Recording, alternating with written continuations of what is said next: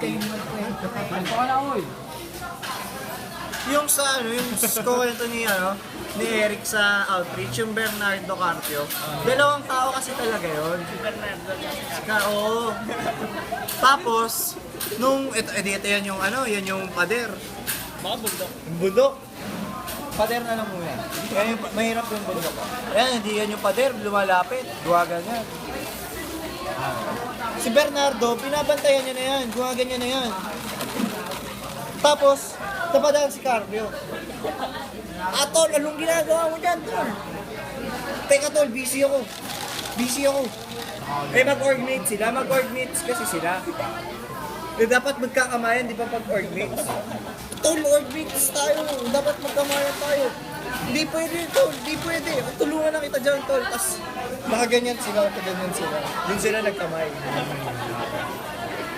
Kaya kapag tinignan mo yung kamay nila dun sa pader, parehas kanan.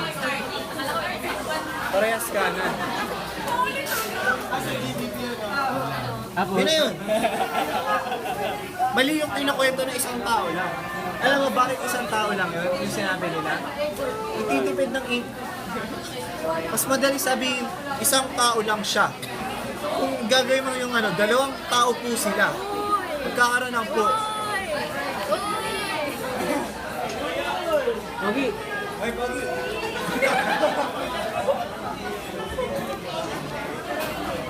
Ayun, lubid na, Carl. Bukas ka na lang bibigay. Ano daw? Yung alin? Yung tubig daw, tubig. Bye-bye din ang utang.